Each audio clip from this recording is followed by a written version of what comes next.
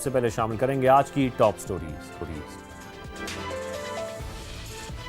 पाकिस्तान और ईरान का तिजारत 10 अरब डॉलर तक बढ़ाने पर इत्तेफाक। फ्री ट्रेड एग्रीमेंट जल्द मुकम्मल करने के अज़म का इजहार। इस्लामाबाद में पाक ईरान ज्वाइंट ट्रेड कमेटी के इजलास में अहम फैसले। पाक ईरान ताल्लुकात को मजबूत मुआशी शराकत दारी में तब्दील करना वक्त की ज़रूरत है। वफाकी वज़ीर तिजारत अवैस लगारी से गुफ्तगू। दिन के औकात में इजाफी बिजली सार्फिन को 6 रुपये फी यूनिट देना चाहते हैं। IMF नहीं मान रहा, कायल कर लेंगे। वफाकी वज़ीर तवानाई अवैस लगारी की गुफ्तगू। कहा, रात के औकात में बिजली की लोड शेडिंग करना पड़ रही है। बैटरी एनर्जी स्टोरेज की पॉलिसी हतमी मराहिल में है। और स्टेट बैंक ने पेट्रोल पंप्स पर कार्ड से अदायगी पर MDR फीस में नुमाया कमी कर दी। बैंक चार्जेस 3 रुपये से कम करके 1 रुपया फी लीटर तक महदूद कर दिए गए। पेट्रोलियम डीलर्स का खैर मकदम। और आपको जिक्र करेंगे गैर मुल्की करेंसीज का। इंटरबैंक में डॉलर की कदर को देखा जाए तो आज 1 पैसे की कमी हुई, जिसके बाद इसकी कीमत 277 रुपये 76 पैसे पर आ गई है।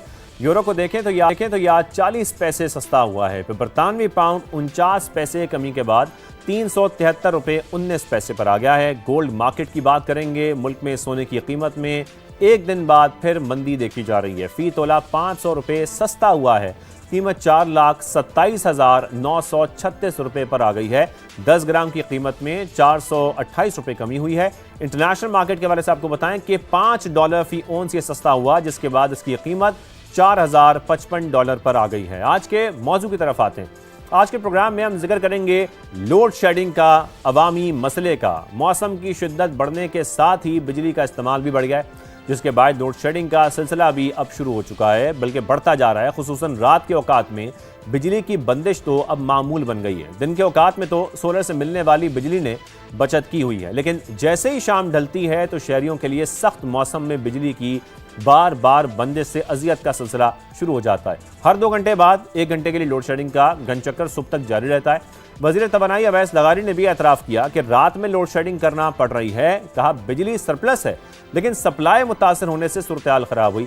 कतर से LNG कम मिलने से पैदावार में फर्क आया और दिन में सोलर की वजह से सहारा मिला है। पावर मिनिस्ट्री ज़राए के मुताबिक बिजली की तलब पीक पर पहुंच चुकी है, जबकि इस वक्त सिर्फ नागुज़ीर पावर प्लांट्स को चलाया जा रहा है ताकि फ्यूल इंपोर्ट पर ज्यादा ज़र मुबादला खर्च ना करना पड़े। दूसरा, महंगे पावर प्लांट चलाने से बिजली के रेट्स भी फिर बढ़ते जा रहे हैं। इस वक्त स्ट्रेटजी ये है कि ज्यादा से ज्यादा लोकल सर्विसेज से चलने वाली बिजली पैदा की जाए। इंपोर्टेड फ्यूल से चलने वाले सिर्फ LNG और कोल के पावर प्लांट्स पर निसार किया जा रहा है और फर्नेस ऑयल से चलने वाले बिजली के कारखानों को चलाने से गुरेज किया जा रहा है। दूसरी जानिब हम देखें तो मशरक़ वस्ता की सूरत-ए-हाल के बायस LNG भी महंगी हो गई है। ओगरा ने जुलाई में दरामद की गई LNG की सेल प्राइस में $6.45 फी MMBTU तक इजाफा कर दिया है, जिसके बाद मुल्क में इसकी कीमत $25.83 की रिकॉर्ड सतह पर पहुंच चुकी है, जिससे मुल्क में बिजली की फी यूनिट कीमत भी बढ़ेगी।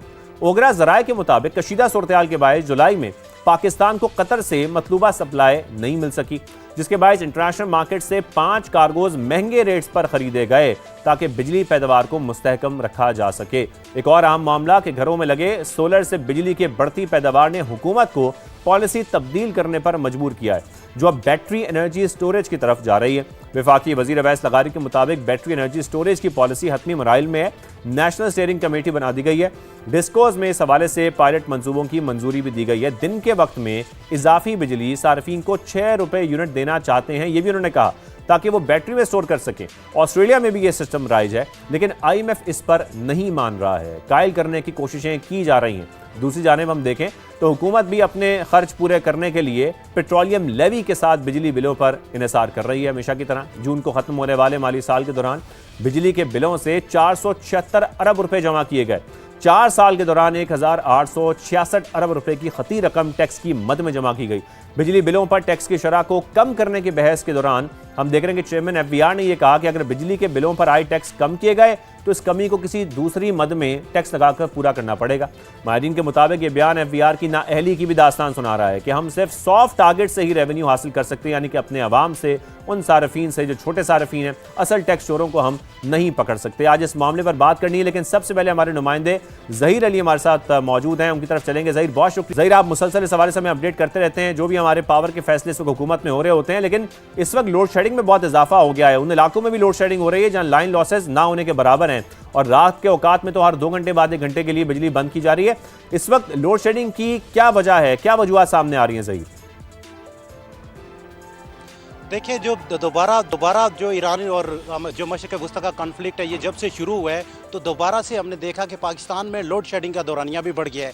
हालांकि जो जहाँ पे लाइन लाइसेंस नहीं है उन फीडर्स में जो लोड शेडिंग ज़ीरो कर दी गई है, जबकि जहाँ पे लाइन लाइसेंस ज़्यादा हैं वहाँ पे लोड शेडिंग शेड्यूल के मुताबिक जो इकनॉमिक्स लोड शेडिंग है वो की जाती है।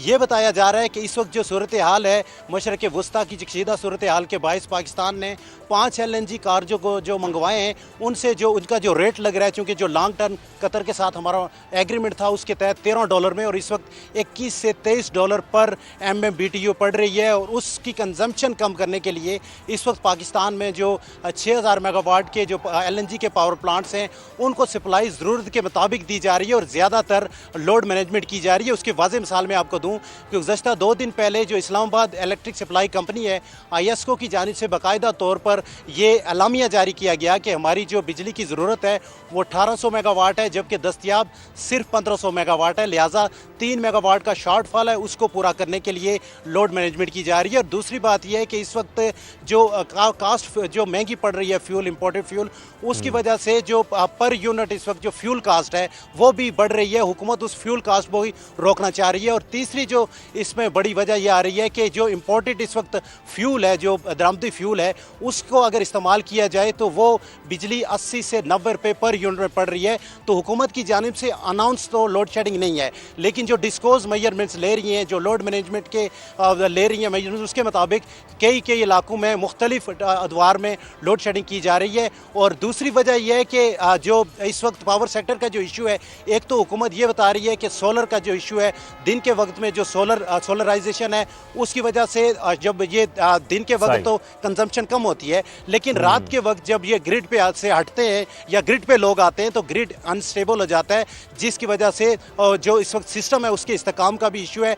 और तीसरी वजह मैं आपको ये बताऊं कि जो FBR है, सबसे बड़ा इशू इसका ये है कि FBR जो टैक्स रेवेन्यू मेजर्स हैं वो किसी और सेक्टर में जाने के बजाय उसने सिर्फ पावर सेक्टर और पेट्रोलियम सेक्टर को टैक्स कलेक्टिंग जो एजेंट है वो बना के रखा हुआ है। हम भी यही बात कर रहे थे कि सॉफ्ट टारगेट्स को टारगेट किया जाता है और यहाँ से अपना टैक्स रेवेन्यू इकट्ठा करने की कोशिश की जाती है। ज़हीर, बहुत शुक्रिया, आपने इस हवाले से हमें तमाम फैक्टर्स बताए। इस वक्त लोड मैनेजमेंट की जा रही है।